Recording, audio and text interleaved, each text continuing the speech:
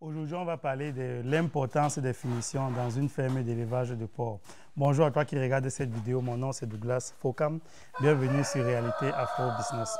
Vous savez, lorsque les gens veulent se lancer dans un projet, on a généralement un problème, un gros problème, surtout dans notre communauté, la communauté africaine, c'est que les gens veulent se lancer sans se former. Quand il s'agit de lancer une entreprise en Europe, les gens se forment même, ils prennent même des formations sur comment enregistrer leur entreprise. Mais quand il s'agit de lancer un projet en Afrique, pour les mêmes sommes d'argent ou alors même plus, les gens simplifient la formation. Les gens courent se lancer et après commencent à dénigrer l'Afrique en disant qu'il y a des malhonnêtes, l'État est monté, l'État est descendu. Et maintenant, pour une deuxième catégorie de personnes, il y a les gens qui valorisent très bien la formation, mais qui jusque-là font une erreur. Je vais rester dans le domaine d'élevage de porc. Les gens qui prennent la formation dans l'élevage de porc, en général, ils pensent que la formation va les aider seulement dans la gestion de leur projet. Plusieurs personnes aussi qui me contactent, quand je leur pose la question à savoir en quoi puis-je vous aider, ils me disent simplement, je veux réussir l'élevage de porc. Je dis oui, mais pour réussir l'élevage de porc, il y a plusieurs domaines. Quel est ce domaine-là où je peux être exactement utile? Ils me disent, je veux pouvoir gérer mon projet, je veux que tu me donnes la composition d'aliments, je veux que tu m'aides à trouver des fournisseurs, etc. Je dis oui, bon, je peux te trouver des clients, je peux t'aider pour la composition d'aliments, je peux te donner tout ça, mais tu vas toujours échouer. Tu vas échouer si tu ne fais pas les bonnes finitions, si tu ne construis pas ta ferme. Donc, c'est de ça qu'on va parler dans cette vidéo. Vous avez déjà remarqué Vincent, j'ai déjà fait une vidéo avec Vincent. Vincent, c'est le cœur de notre projet. Vincent, c'est vraiment celui-là sans qui on n'aurait pas franchi le cap. On n'aurait pas eu des résultats que même des experts ont ici.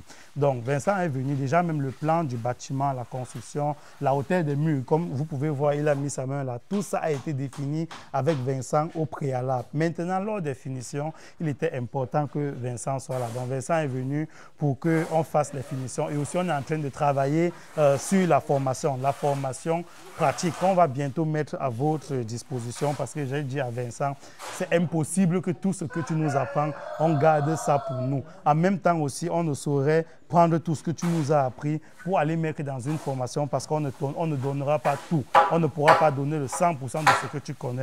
Raison pour laquelle Vincent a accepté de se déplacer dans la ferme, pas pour suivre seulement les finitions, mais aussi pour faire cette formation-là. Cette formation pratique qui va faire en sorte que vous vous sentez comme ici à la ferme. Donc vous pouvez être chez vous en Occident, par exemple, couché dans votre canapé, vous suivez votre formation un peu comme si vous étiez à la ferme. Donc voilà ce que Vincent est venu faire ici et on a profité pour faire cette vidéo où il va vous expliquer c'est quoi ces normes-là qu'il faut prendre en compte dans les finitions, c'est quoi la différence dans les finitions entre un bâtiment simple et un bâtiment d'élevage de porc. Vincent, good evening. Yeah, good afternoon. Yeah. Oui, merci beaucoup déjà d'avoir accepté de faire la vidéo avec nous. Oui. Tu as déjà fait la vidéo une dernière fois et les gens avaient apprécié. Il y avait beaucoup de personnes qui ont apprécié. Certaines personnes sont même allées fouiller ton numéro jusqu'à avoir... Beaucoup de personnes même. Voilà, qui t'ont contacté. Oui. On n'a rien contre le fait que les gens te contactent. Ils peuvent te contacter pour travailler avec toi. Il n'y a absolument aucun problème. Oui, c'est vrai. Voilà. Donc aujourd'hui, on veut faire une vidéo pour montrer les finitions en élevage de porc, dans un bâtiment en élevage de porc. Hier déjà, on a eu une grande discussion ici où tu as corrigé quelques trucs. Il faut augmenter ça, il faut diminuer ça. Est-ce que tu peux commencer par nous montrer, par exemple, pour la hauteur des murs? On avait déjà fait les murs plus hauts, donc des murs plus hauts que l'autre. Mais tu as demandé qu'on ajoute ici une rangée de parpaings encore. Oui, une rangée de parpaings. Voilà. Pourquoi est-ce que ces murs doivent être hauts? Pourquoi est-ce que ça doit être plus haut que les autres? Là, nous sommes dans une loge de verraterie. Oui, les premières choses, c'est que quand tu fais les maisons des porcs, tu prends premièrement, parce que quand les maisons là, on n'a pas bien fait, les santé des bêtes, on ne peut pas trouver ça à 90%. Ça, c'est les premières choses. Et quand on n'a pas respecté les normes pour construction, les maisons là, très bien, même les animaux, les comportements, les habitudes pour manger et chier, ça va changer. Et quand ça change les maisons, ça crée beaucoup de travail, ça donne un coup de maladie. Et les gens qui travaillent là-bas, ils cassent le corps pour rien. Parce qu'on disait que quand la tête ne réfléchit pas bien, le corps souffre. Oui, maintenant, c'est ça qu'on a venu maintenant pour corriger le travail, c'est maintenant très bien. premièrement, on regardait les durabilités des matériaux premiers qu'on utilisait pour construire. Si on voit que quand vous utilisez les matériaux comme les papins, que ce n'est pas très solide, après que tu utilises tout ce que les porcs, c'est un animal qui grandit vite. Il est très fort. Oui, il est fort. Quand tu utilises des qualités de papins là, et commencer un gros verra, il se couche sur ça, ça tombe tout, c'est-à-dire tu as dépensé l'argent et tu n'as pas réalisé rien. Les durabilités, les matériels. Donc, ça veut dire que quand on fait la hauteur comme ça, quand on fait, parce que hier tu nous expliquais, je veux vraiment insister sur ce point. Hier tu disais qu'on doit faire les loges à une très grande hauteur. Oui. Comme le porc ne peut pas, comme on voit dans beaucoup de fermes, de fermes, on voit le porc toujours à chaque fois, comme ici il y a le verra, comme on est dans une loge de verraterie, la true est là-bas. Le porc veut à chaque fois toujours se placer là pour toucher la truie quand la truie est en chaleur. Chaleur, oui. Voilà, tu as dit que ce n'est pas, en fait, ce n'est pas bien si le porc peut mettre ses pattes ici. Ses pattes ici. Voilà, pourquoi? Est-ce que tu peux nous expliquer? Premièrement, c'est que les porcs là, les sabots là, on dit, maintenant on travaille avec les porcs de race, comme les Ethiopiques, les Naïmas, les Pétrins plus. Oui, les sabots là, quand tu vois, quand ils grimpent comme ça, premier, deuxième, on peut dire dans une semaine, il va casser les sabots là. Dès qu'il casse les sabots, et peut-être c'est le porc que tu as importé. Maintenant, tu dis que tu as dépensé l'argent, dépensé tout, et tu as commencé à traiter et encore dépenser l'argent. Oui, ça c'est le premier. Et c'est la deuxième chose, quand tu as laissé les porcs pour engrasser, et ils montaient chaque moment pour monter, pour faire comme ça, c'est comment ils faisaient le sport. Et les poids diminuent. C'est-à-dire, tu nourris l'animal. Et encore, il fait le sport. Il fait le sport, il ne grandit pas. Oui, c'est ça qu'on a dit que le mur de la maison de Vera, on a mis ça à 140. Et pour les maisons de truies, on a laissé ça à 130. Voilà, donc c'est ça qu'on peut voir. Oui, on a terminé. Et la troisième chose très importante, c'est qu'on a brouillé. Voilà. Que ça devienne solide. On a en bas et en haut. On a brûlé tout, que ça devienne solide. Quand on brûle comme ça, même ça devient solide, même les porcs se couchent sur ça, c'est très bien. Exactement. Et après ça, on va crêper ça bien. On regardait les durabilités des matériaux avec les ratios de ciment et les sabres.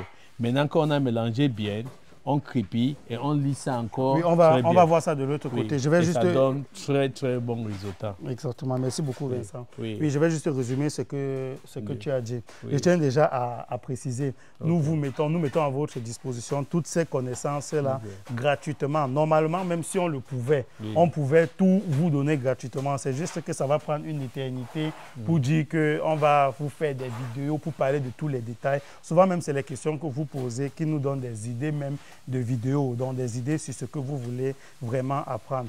C'est tout ce que vous allez voir ici, ça fait partie de ce que nous mettons à votre disposition dans la formation. Et comme je dis toujours, la formation qu'on offre n'est pas juste ce que vous apprenez, mais c'est aussi le réseau qu'on vous offre. Vous pouvez voir comme ça, vous vous demandez que, mais attends, comment Douglas va prendre tous les points qu'il y a dans sa formation pour nous donner gratuitement? Plus tu donnes, plus tu reçois. C'est ça mon mindset. Donc, j'essaie de vous donner au maximum. Mais si vous avez la possibilité, si vous voulez vraiment aller beaucoup plus loin, si vous voulez être sûr, que ce soit dans la construction, dans la planification, dans le choix du site, dans l'implantation, dans la gestion de votre ferme, dans le réseau, n'est-ce pas, dont nous pouvons être à votre disposition. La formation va répondre à tous vos besoins sur ce point-là. Maintenant, pour résumer ce que Vincent a dit, quand vous avez un mur comme ça, par exemple, vous avez en bas, en fait, le mur qui est en bas, c'est le mur qui va porter toute la charge qui est en haut. C'est pour ça que Vincent disait, les premiers papins que vous mettez là doivent être très solides. Maintenant, ce qui est en haut maintenant, c'est le mur qui peut porter toute charge éventuelle. Ça veut dire, même si on est en train de travailler, qu'on pose, on a toujours l'habitude de poser des choses dessus, même si c'est peut-être un port. Peu importe la raison, et pour une raison ou pour une autre, on veut faire traverser un port d'ici à là, ou bien un port a réussi quand même à se poser là. Vous voyez que le mur qui est là va toujours pouvoir avoir toute la charge. Raison pour laquelle il dit on va bourrer l'intérieur. Bourrer veut dire qu'on prend le béton, on met à l'intérieur du papin pour faire en sorte que, en fait, un peu comme si le papin était juste du béton et non des briques vides. Et ça va rendre le papin beaucoup plus solide. Donc, comme le bas est très solide, le haut est très solide, ça va faire en sorte que le milieu tienne, le milieu soit vraiment serré. Et après, on va juste crépir, ça va bien tenir, ça sera très bien solide. Quand on parlait de crépissage, maintenant, il vous disait il faut mettre le ciment, il faut crépir. Après, il faut lisser. Pourquoi est-ce qu'on crépit, pourquoi est-ce qu'on lisse? On va voir ça directement dans les autres loges. Voilà. Donc, on va commencer par les loges de crépissage où ils sont en train de crépir. Après, on va revenir où Barthélemy est en train de lisser.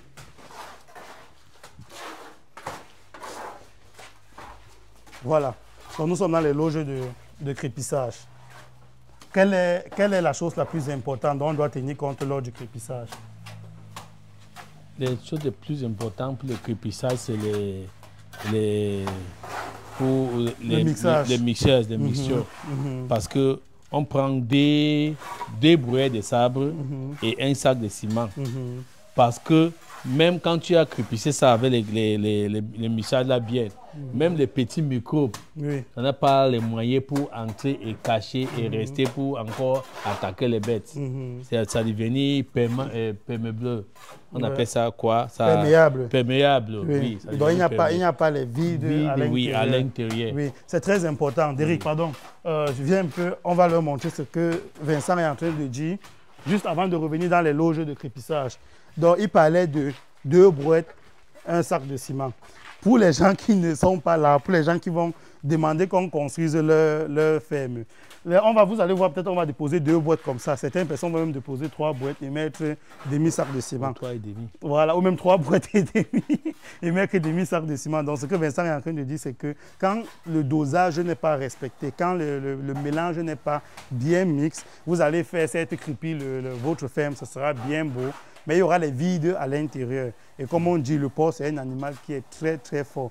Comme Derrick a l'habitude de me dire tous les jours, toute la force du porc se trouve dans sa tête. Ça veut dire que ce que le porc peut faire avec sa tête, c'est beaucoup, beaucoup, beaucoup de kilonewtons. Vous n'avez même pas idée. Donc, si tout ça n'est pas bien solide, que ce soit les urines du porc qui contiennent l'ammoniac, les déchets du porc qui contiennent l'ammoniac, que ce soit le porc lui-même, vous allez voir le mur va commencer à se dégrader. Vous allez entrer même dans des fermes. Vous allez voir un mur comme ça qui est fendu en deux. Un mur peut être fendu, on a le droit de se fendre en deux, mais pas le mur où le porc est en train de vivre, parce que dès que ça se fend, il voit l'ouverture et il va commencer à manger ça, il va commencer à creuser. Après, il va, les bactéries. Voilà, et garder aussi les bactéries. Donc c'est ça que je voulais insister pour le dosage. On va revenir dans les loges de crépissage. Vincent, quelle est l'épaisseur de crépissage que tu vas leur conseiller ici? C'est 3 millimètres. Oui, 3 millimètres. D'accord. Oui. 2,5, c'est le premier crépissage et les licences, c'est 0,5. Ok. Donc vous voyez que les normes dont on parle tous les jours, là, on dit souvent les normes d'habitation. Oui. Dans les formations, par exemple, que nous sommes en train de faire actuellement, on parle des normes d'habitation. On dit par exemple que tu as dit quoi pour une truie en gestation? Oui. De 150 kg, il lui faut 1,5 mètre carré d'espace. 1,8 mètre carré. 1,8 mètre carré d'espace. Ça, c'est par exemple les normes d'habitation. Et ce que je veux les faire comprendre, c'est que les normes ne concernent pas juste le porc, mais ça concerne aussi sa maison. Jusqu'au crépissage. Vous avez les normes que vous allez respecter. Sinon, comme on dit chez nous au Cameroun, vous allez lire l'heure. Vous allez lire l'heure après quand vous allez mettre les porcs. Donc ici, maintenant, on va parler du lissage. C'est quoi l'intérêt? C'est quoi l'intérêt de lisser les murs ainsi? Et le très intérêt, c'est que le porc, c'est un animal il est très, très actif et il est très, très intelligent et il cherche pour explorer quelque chose. Dès qu'il voit un petit trou comme ça, il cherche pour connaître que le trou là, c'est à cause de quoi? C'est quelque chose qui a commencé dedans. Et il cherche pour regarder. Dès qu'il a commencé de tester, dès qu'il y a un petit sort comme ça, commencé de sortir, il dit que voilà, c'est là où je vais manger. Il commence à manger. Et dès qu'il a vu que le trou là a commencé de sortir, il peut casser tous les murs là. C'est ça. C'est ça qu'on lisse. Donc c'est la première idée de lisser. Et le deuxième, c'est que quand on fait comme ça devient perméable, que les bactéries ne peuvent pas rester encore. Ça glisse. Quand ça tombe, ça sort une fois. Voilà. Ça tombe, ça sort une fois. Même les pauvres, vous mettez les dents, ça n'a pas les moyens pour arrêter. Voilà. Et aussi qu'on peut laver facilement. On lave encore facilement. Quand on met l'eau, ça sort. Ça ne garde pas les bactéries. Exactement. Oui. OK. Donc, est-ce qu'il y a d'autres choses qu'on a parlé hier pour les finitions que je suis en train d'oublier? Je pense qu'on a parlé de tout déjà. Donc, bon, en fait, pas de tout. Ce qui est sûr, nous sommes en train de faire la formation et on va ajouter on va ajouter quelque chose. On peut ajouter que tu peux avoir un bon plan comme ça pour construire les maisons. On a donné un bon plan et les bons, parce que les dimensions, c'est une chose respectée. Quand vous voulez construire, tu respectes toutes les dimensions. Parce que quand les dimensions ne sont pas respectées, là où les pauvres vont boire, là où ils vont manger, et les pauvres viennent maintenant échanger les idées, et toutes les maisons commencent à salir. Et les meilleures choses qu'on a oubliées, c'est que tu peux trouver un bon plan comme ça, et tu donnes à un technicien, il salit tout. C'est-à-dire, technicien pour travailler dans un porcherie, pour construire dans des porcheries, pour réaliser un projet, est très, très important. Parce que tu peux chercher tous les matériels, tu mets au sort disponible pour les techniciens, tu fais tout, et bien maintenant, il gâte tout. Bien, c'est vrai. Et tu crois que tu as déjà travaillé, mais après ça, tu échoues tout. C'est-à-dire, l'esprit des techniciens, c'est très, très important. Ouais. Oui. D'accord, ça marche. Merci beaucoup, Vincent. Oui. Donc, comme vous avez vu, on a fait une vidéo comme ça à l'improviste. Je n'ai pas, je veux dire, dans les finitions, il y a beaucoup de choses dont il faut tenir compte. Donc, on a parlé de la hauteur des murs, on a parlé du crépissage, on a parlé du lissage. Les dimensions. Justement, on a parlé des dimensions, dimensions des loges. Voilà. Donc, du coup, c'est... Des programmations, des rigoles, des couloirs et tout. Oui. Il y a tellement à dire pour, pour les rigoles. Parce que si on veut par exemple, commencer à leur parler des rigoles, par exemple, il y a deux façons de faire les rigoles. Certaines personnes font leurs rigoles à l'extérieur, d'autres font leurs rigoles à l'intérieur. C'est vrai, c'est très intéressant. Parce qu'ils peuvent vous poser la question, là, dans le bâtiment, si on a fait notre rigole à l'extérieur, et si on a fait à l'intérieur. Tout a ses avantages et désavantages. Ouais. Donc, ça veut dire que, est-ce que tu conseilles? Parce que là, on a fait à l'extérieur, ça réduit les odeurs. Ça réduit les odeurs, on n'a pas les odeurs et tout et tout. Maintenant, ici, par exemple, on a appliqué une technique pour ne pas avoir les odeurs. Une technique qui est relativement simple, c'est de faire une pente, une grosse pente dans la rigole. Ça réduit les odeurs là-bas, c'est l'avantage. Le désavantage, c'est qu'on a dépensé beaucoup. Et ici, c'est économique. Parce qu'on a ramassé tout dans une seule rigole. Mais le désavantage, c'est que quand tu n'as pas les bons gars qui travaillent dedans, les bons techniciens, les bons porchers pour suivre ça, ça garde des bactéries. C'est ça. Il faut nettoyer tous les jours. En fait, la rigole, quand vous faites vos rigoles à l'intérieur, les rigoles sont prises comme des loges. Vous devez savoir que les rigoles sont comme des loges. Ça veut dire que vous ne pouvez pas laver les loges et vous ne lavez pas la rigole. Si votre technicien a fait une bonne pente là, maintenant il faudrait que celui qui s'occupe de votre ferme, qu'il soit capable tous les jours de mettre l'eau avec le balai pour pousser ça à l'extérieur.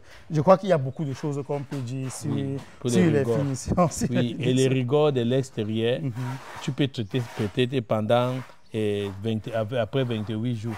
Oui, mais l'autre aussi, c'est chaque semaine. Parce que c'est là où tu passes. Tout le monde passe, ils portent les bactéries, ils passent, ils portent. C'est-à-dire, quand tu ne traites pas, ça peut attaquer les animaux. En gros, je parlais de ça, je disais ça à quelqu'un qui m'a contacté la dernière fois. Je rappelle que si vous voulez nous contacter, c'est très facile, nous ne sommes pas cachés. Vous avez sous la barre de description un lien, vous cliquez, ça vous mène à mon calendrier personnel. Vous pouvez prendre un rendez-vous. Donc, on a un compatriote qui a fait ceci, donc il a fait ça, il a pris le rendez-vous et il m'a appelé. Et lorsqu'il me parlait de son projet, je lui dis que non, tu ne respectes pas telle norme. Il me dit, ouais, je vais faire comment? J'ai déjà acheté mon terrain. J'ai déjà acheté mon terrain, maintenant tu me dis que je ne respecte pas les normes. Est-ce que je dois prendre mon terrain et jeter? J'ai dit non, ne pas respecter les normes, ce n'est pas trop grave dans une ferme. Si tu ne respectes pas une norme, il faut faire le travail derrière pour compenser. C'est ça. Donc, il faut faire le travail. Ça revient un peu à ce que tu disais pour les rigoles. Lorsque on fait une rigole à l'extérieur, ça coûte cher, mais ça ne sent pas. Mais ça ne veut pas dire que si on fait une rigole à l'extérieur, on ne peut pas faire à l'intérieur. Si tu sais que tu as quelqu'un qui va nettoyer, il faut laisser Barthélemy passer.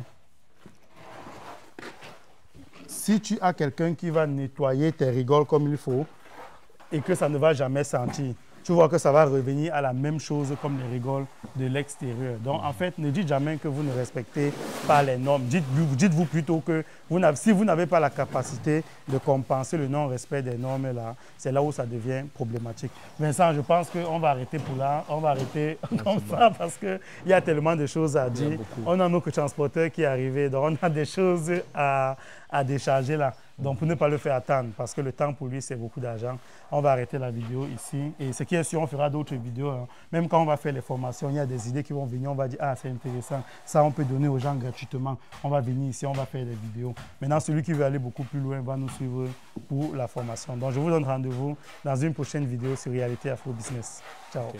Merci.